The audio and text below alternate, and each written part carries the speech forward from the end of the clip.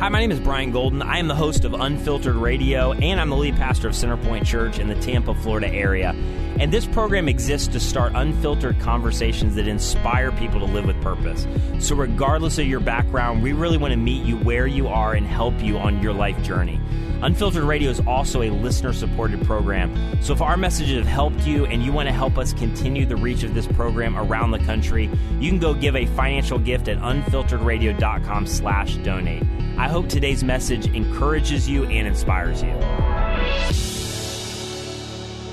We're in a message series right now called Relationship Goals, and you guessed it, we're talking all about relationships, like how to define what a healthy relationship is, how to deal with some of the stuff from your past, and maybe how to deal with some of the expectations that all of us come into relationships with. So I think this will be really helpful, really practical, and I'm so glad you're listening. Let's dive into the message in our series, Relationship Goals. So scripture, in a way, it's discouraging, but it's encouraging because it's saying it's coming for you. Like there's a storm, whether it's internal in your marriage, one of you has a nervous breakdown, whatever the case may be, or whether it's external, all these things come at you from the outside. Like it's coming for you. And if you've built your relationship on sand, there's going to be a mighty crash, a mighty collapse. Some translations of scripture say, great was the fall of it. It's going to fall hard. But if you have built your relationship and centered it on Jesus Christ, then when those storms come, what's going to happen is you're both going to be running towards Jesus. And as a result, you're going to run to each other. And you're going to be able to hunker down and you're going to be able to make it through that storm stronger than ever.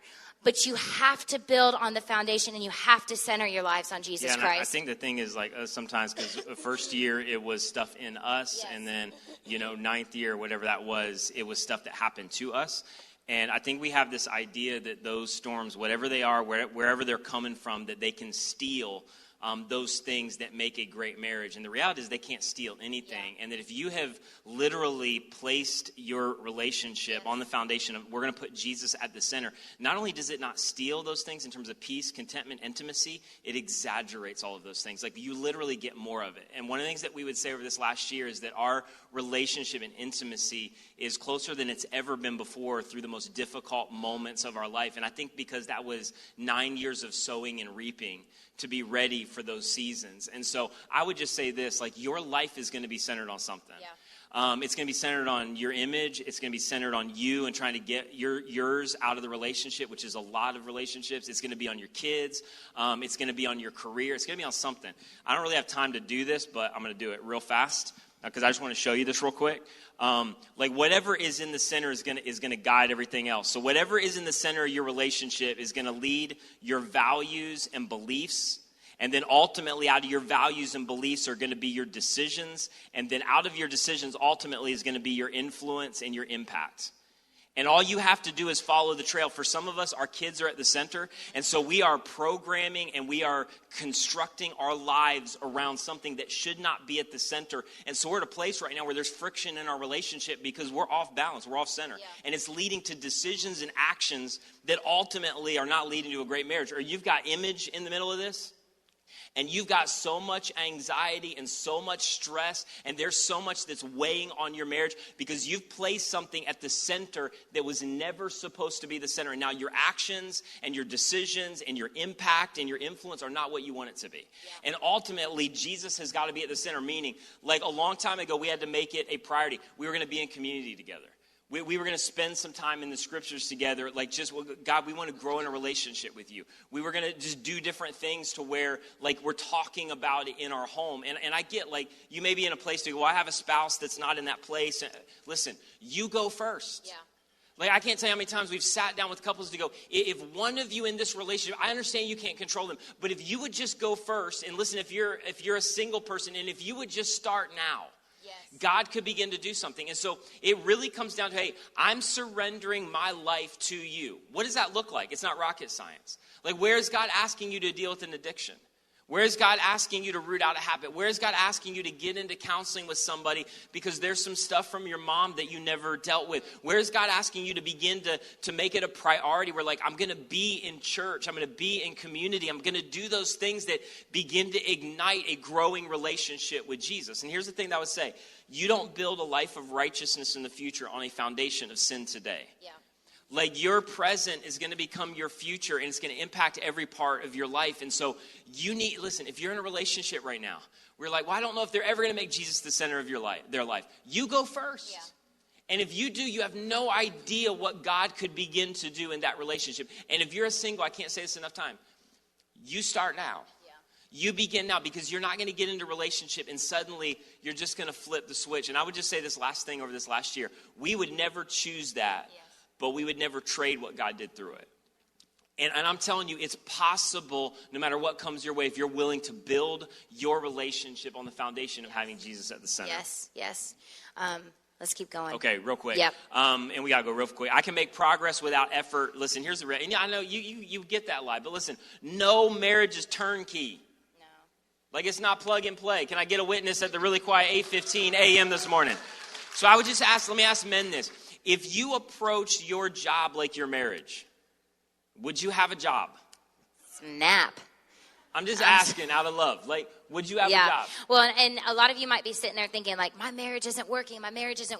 And I'm saying this in love because, like, honestly, like, we're just pretending like you guys are in our living room, you know, and this is like some, like, marriage counseling with you guys. But some of you, your marriage isn't working because you aren't. You aren't working. And we have a very low threshold of pain, especially in the United States of America, because a lot of us have not experienced deep pain. A lot of us, some of us have, but we have a really low threshold of pain. And so the moment like our myths of marriage or relationships start to crumble, we're like, we're out of here. We're peacing out. We're going to go find the next best thing. But I'll never forget, I talked to a lady once and she had been in and out of 5 marriages. And she said, all I'm going to tell you is, you move from dysfunction to dysfunction because you're not dealing with your stuff. And so that's what we've got to... I think part of that is because like every relationship, it starts with attraction. Starts with, at some level, hopefully, infatuation, all of those things. But attraction and infatuation by itself is very volatile. And if it never goes beyond that, like, honestly, there's no commitment in that. It's not fully what God designed. It's both and. And so there's a lot of, we just fell out of love. But here's the thing. Here's what Jesus said in John 13:34. I love this verse, and often like we don't get the depth of this where he said anew, meaning literally in the Greek it means hidden. Meaning up into this time it wasn't fully known, and people didn't fully know how to love until Jesus described what love is. And I think 2,000 years later we're still struggling with this. And so Jesus said this, a new or hidden command I give you. And you know this verse, right? Love one another. You're like, yeah, I've heard that a million times. But here's what's really interesting. Jesus in this verse takes what commonly is a noun and he makes it a verb. And he says, I want you to go and I want you to verb your partner. I want you to not noun them. I want you to verb them, meaning I want you to go and do it. So if you want to feel it, you ultimately need to go and do it. So you're like, well, we're not in love. That's not the question Jesus is asking. Jesus isn't asking anybody, are you in love? He's saying, are you loving them? Yes. Oh, well, we used to. No, you used to noun. I'm not talking about noun. Well, we're not in love with each other anymore. No, you're saying you don't feel it anymore. Yeah. And this is why Jesus was able to say one time, just go there and say, I want you to go and I want you to love your enemy. And Jesus isn't a liar. You know why Jesus could say that? Because we don't understand love. Jesus going, you don't need to feel it to do it. Mm-hmm. And you're like, well, I don't, that doesn't sound very romantic. It will be.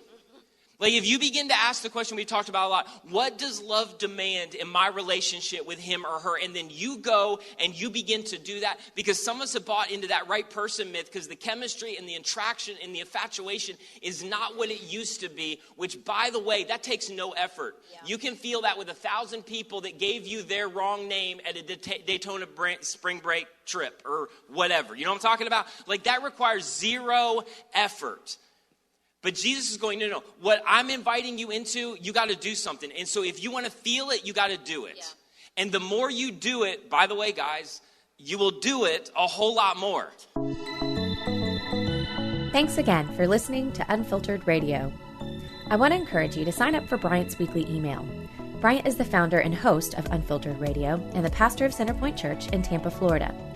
Every Monday, Bryant sends out an email that specifically addresses current cultural issues or everyday life, like stress, marriage, and work. We believe it'll inspire you to make changes and help answer the questions you're asking. So to sign up, just go to www.unfilteredradio.com. You can also follow Bryant on Facebook at Bryant Golden Unfiltered or on Instagram at Bryant Golden. Our Unfiltered Radio audience continues to grow, not just in the local Tampa area, but literally around the world. And it's altering the stories of people's lives in the best possible way. The most recent story that I just got was from a guy by the name of Jason, who was in a place in his life where he was suicidal, he was without hope, and he happened to tune into one of our programs. And that program became the catalyst for him getting help around mental illness, beginning to find hope, and he began a relationship to follow Jesus. That's the kind of impact that this can have, and this is why Unfiltered exists, to start unfiltered conversations that inspire people to live with purpose. But I just want to let you know, this is completely funded by listeners. So those stories are only possible with your financial support. So if you've been impacted by this program and you are passionate about others finding life change and finding hope, would you just consider making a one-time or recurring gift at unfilteredradio.com? And we'd love to thank you for your generosity and your support by sending you a brand new ebook that I just wrote called How to Make Decisions When Everything is Uncertain. Because I don't have to tell you, there's more uncertainty right now than ever before. So we'd love to get that resource in your hands with your gift of any amount. And I just want to personally thank you for being a part of Unfiltered Radio and for your generous support. Hey, my name is Bryant Golden. I'm the host of this program called Unfiltered Radio, and I'm the pastor of Centerpoint Church in the Tampa, Florida area. And if you are just joining us, we are in a series called Relationship Goals. And obviously, we're talking all about relationships, but specifically today, we're talking about relationship goals that maybe are leading us to relationship destinations that we never really wanted. Like sometimes relationship goals are tied to our expectations because we all have expectations about relationships, about what we think it's going to be, about maybe what we grew up with. But here's the reality. Sometimes our relationship goals are tied to unrealistic expectations about what we think we should feel, about maybe a destination that doesn't even really exist and yet we're pursuing it. And so today, we're just unearthing some of those unrealistic relationship goals and moving us in a healthy direction in order to have the kind of relationship that we want. And so I'm so glad that you've joined us. Let's dive back into the next part of relationship goals. Because here's how we think. We lost this thing, we lost this spark, it's not the same as it used to be. And so our default is like, we just need to spice it up. The sex isn't what it used to be. No. Jesus is going, you need to start to do things that make them want to have sex with you. Like that's where the infatuation and the attraction comes from. And you're leaning on something that started at the beginning of the relationship that took no effort. And now he's inviting you into deeper waters in your relationship that says, hey, you could begin to turn the tide on your relationship today. And they don't have to do a single thing. They may still be an idiot when you walked out of here. You're still not feeling it. And Jesus said, none of it matters. You can go and make a decision today to begin to do what I'm asking you to do to love them and asking that question, what does love demand? And if you do, it could change the tide on everything. So that's why Jesus says, go and verb them. Yep. If you want to start to feel it again, go and love them. Go and verb them. I'm not talking about nouning them any longer. So I would just ask you this. Are you willing to initiate? And you need to ask yourself to the question, do they feel it? Meaning, I can say it to them until I'm blue in the face. But do they feel it? Do they feel it in terms of money and how I spend my money? Or how I make them feel about money? Do they feel it in terms of my calendar? Do they feel it in terms of what I'm willing to do to protect them? And it doesn't matter which side of the relationship this is on. And you don't need to feel it. Yeah. But they need to begin to feel it. And we'll talk about this later in the relationship. Like, yeah, but you don't understand. Shh, we're not talking about them. Yeah.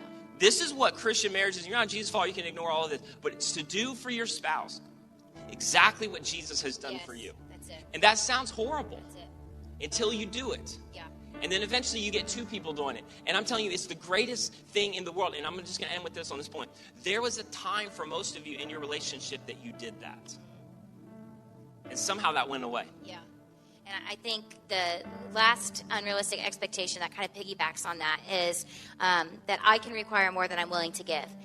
And for a lot of us, what we deem to be a healthy or unhealthy relationship is based on maybe how we grew up, our personalities, what we've been around, the relationships we've experienced in the past. And so one of the things that you have to figure out is, what needs or desires do you have? And I can tell you that those are God-given. Jesus has given you a lot of those needs and desires, but you have to figure out how you're expecting those to be communicated, because a lot of times what you're expecting from your spouse or your partner or whoever you're in relationship with, first of all, we talked about earlier, they can't meet all those needs and desires, and they're not sure how you want them met. And so the easiest way I can describe this is, my dad traveled a lot, and so one of the ways he expressed love was he bought a lot of gifts. And so early on in our marriage, in our relationship, I thought that was a normal thing, a normal, expectation of love. And I can tell you, Bryant loves me very well, but not through gift giving. That's just not his thing, because he grew up with a very low maintenance mom, which, mom, come on now, but she communicated love through service and time together. And so he would serve me and spend time with me, which some of you are like, I would love it if my husband would just clean the bathroom. He's great at that. But I'm like, that's expected, dude. Buy me some flowers every once in a while, And so and then he would get frustrated because I just want to buy him gifts, and I'm buying. He's like, woman, just, spend time with me. That's all we need. Save the money. And so our communication of our expectation created really unbalanced expectations. Yeah, so just real quick and we'll be done, because it's so important. We're going to do a whole message on this, but everybody comes into relationships with hopes, dreams, and desires. And none of those things are wrong. Again, they're God-given. And so you grew up, and a lot of it's based on what you experienced. My dad did, my mom did, I saw, whatever. But inadvertently, those hopes, dreams, and desires that are not bad things come into a relationship. And somewhere along the way, and sometimes it doesn't happen for years, but there's a shift that happened where all those hopes, dreams, and desires just become expectations that you place on the other person. And all of a sudden, you have a debt-debtor relationship, even in good relationships. And it's, you owe me at some level, and I may never say that. And so it starts to be this quid pro quo. Well, when you do, I will. And if you do, I'll respond and I'll reciprocate. And all of a sudden, you got this debt-debtor thing where you put you at the center of the relationship. Because when you get in an expectations-based relationship where I want you to whatever, you're at the center. It's about me. And here's what you need to know, and I'll be real quick. Unconditional love requires margin. And what happens when you allow hopes, dreams, and desires that could even be good to move over into expectations where I need you to fulfill this. I need us to get here in the future. I need you to whatever. Ultimately, we're going to buy that, right? Ultimately, we're going to get to that place. Whatever it is, it could be the day-to-day or it could be your big dreams for the future. When those move to expectations, it eliminates the margin to recognize and appreciate unconditional love. Because all of a sudden, a thing that was even a good desire, it just starts to feel like pressure. It just starts to feel like expectations. And so I just want you to hear me say this for a second.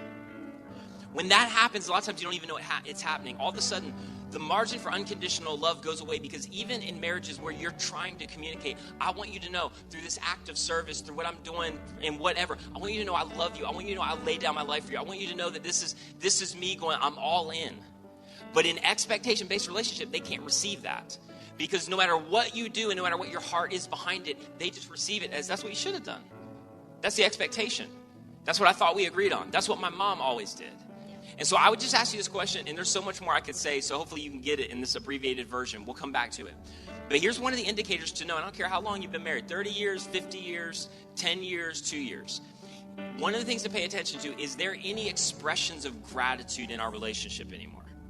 Or do you ever hear thank you? And some of that's weird because you think, well, no, I'm not going to thank them for that. They've done it every day for the last 20 years. So what happens is you've inadvertently moved to a place where it's just an expectation. They just do it. And it sounds weird to thank them for something that they do all the time. But here's the reality. My wife, honestly, most of the time, she doesn't have to do any of it. And so one of the things that we've really worked hard at, and I cannot stress this point enough, is constantly we pay attention to that, is how genuinely thankful am I for all the things that Nicole does in our relationship and vice versa. Because I'm telling you, there's moments where you just got to stop and go, they don't have to do this. I know my mom always did, her dad always did that. This is what blah, blah, blah. This is what we think relationships should be. And I'm telling you, when you allow the margin for unconditional love to stay there, it allows you to be able to do things for the sake of your spouse, and they actually receive them as unconditional love rather than vice versa, rather than just, well, you're supposed to. That's what you're supposed to. And I'm just telling you, this last thing. For some of you, this is the unanswered question that you have not been able to figure out. Because it's not hostile, but it's just not intimate anymore. And you've inadvertently allowed hopes, dreams, and desires to become expectations for the other person. And you feel like you can't get traction in terms of your intimacy and your relationship. So I just want you to ask this question. If you're in maybe a debt-debtor relationship and you didn't realize it, and do not talk about this on the way home. So what I'm about to ask you to do, this is not, you're not ready to talk about it with your spouse. It'll just create an argument. What are some of your expectations? What are some of your expectations? What are some things that have moved into this expectations realm that maybe you didn't even notice it anymore, and you don't say thank you anymore, and you don't need to share that with them yet? But what are those things? And I'm telling you, if you can begin to create margin again, you'll begin to find traction in your relationship. I'm just going to go through these real quick just to review, and then we'll get you guys out of here. But what we've got to do then is define the relationship. You know, those awkward words. Let's define the relationship. So what I'm going to do is I'm going to take the unrealistic expectations we talked about. Now we're going to make them positive expectations and give you the goal. Okay, so the positive expectation is being married or in a relationship will not make me whole. So the goal then is that I will stop looking for physical relationships to fill my spiritual needs. The next one, expectation number 2, is I cannot have stability without a firm foundation. So my goal is that I'm going to take the first step to put Jesus at the center of our relationship. Even if you've been married for 25, 30, 40, 50 years, start now. Start now. Number 3, I can't make progress without effort. So the goal is that I'm going to determine what love demands before I make demands. And then number 4, I can't require more than I'm willing to give. So the goal is that I'm going to choose to replace expectations with gratitude. And if you just started to practice these this week, maybe you just chose one a week over the next several weeks, and you really started practicing these, I can tell you Jesus is going to do something in your life, and it's going to do something in your relationship. Yeah, so I would just say, that's what's real. Those are real expectations, and it's good. And what I don't want you to hear me say is, I think in a lot of relationships we need to raise the standards. And I think there's singles. I just want to talk to you real quick and we'll be done. Because for some of you, God's placed an expectation on your life in terms of what he's leading into. And it's a realistic expectation. And in our culture, it is so easy to settle. And God's called you to pursue him with all your heart and run after him with all your heart. And then just see who's catching up. See who's keeping up. And you need to make sure you don't lower that standard. But you wait as long as you got to wait, believing that God's going to come through when his time is right. But you don't alter the expectations of what God has for your life in terms of relationship. And no matter how Christ-centered you are, it's still going to be hard at times. So I just want to say this. For some of you, you're in a place right now where it's a journey. It's not a destination. And you're in a place maybe you don't want to be. And I just want to give you this encouragement. You've sown and reaped your way into the place that you are right now. But what Jesus talks about all throughout the New Testament that is so encouraging is that it's not going to happen in a minute. You don't build a house on the rock in a minute, but you can begin to sow and reap your way out. Yes. And so if you're in a relationship right now and you're not sure about the other person, go first. Yep. Do what Jesus did for you. And if you're single right now, start now. Yes. Don't wait another day with what Jesus is asking you to do, because we believe that there is a God in Jesus who walked out of a grave alive, and he can resurrect any relationship, any marriage, and any dysfunction from your past and begin to make it new and lead you into a better future. And I'm telling you, we have one of those stories where it could not have been worse that first year. And now I feel like it could not be better. And so we just want to pray over that for the people on Unfiltered Radio, podcast, live streaming right now, and in the house for what God wants to do over these weeks. Would you pray, babe? Jesus, we just want to thank you so much for the way that you redeem and you restore broken things. That's what you love to do, because you're able to show off your incredible grace, love, and forgiveness. And Jesus, I just pray for those in this room who are just battling discouragement, defeat, failure. They're frustrated, they're aggravated, they're angry. Jesus, I just pray that we would, over the next several weeks, see you do some miracles by putting marriages back together, putting families back together, that we would see you heal the bitterness and the anger and the broken pieces. Lord, for those who are single or in a relationship that they're not yet married, Lord, and they're trying to figure things out and work towards certain goals, Lord, I pray that they would begin to really think through what they want their relationship to look like, that they would begin to build on the rock and not on the sand. Jesus, we're asking you to do something phenomenal. We love you so much. In Jesus' name we pray. Amen. If you're just joining us, my name is Bryant Golden. I'm the host of this program called Unfiltered Radio and the pastor of Centerpoint Church in the Tampa, Florida area. And right now we're in a series called Relationship Goals, just talking about really practical insights for relationships. So if you missed any part of this series, you can just go to unfilteredradio.com and catch up, or go to your favorite podcast catcher and type Unfiltered Radio and listen right there. And here's what I want to let you know. If our messages have helped you and you just want to help us continue the reach of this program around this local area and around the world, you can give financially at unfilteredradio.com/donate. And if you would like to connect with me, you can just go to Facebook at Bryant Golden Unfiltered or on Instagram at Bryant Golden, and I would love to just connect with you there. And then one other way you can connect is via my weekly email, which you can sign up for at unfilteredradio.com. Thanks so much for listening.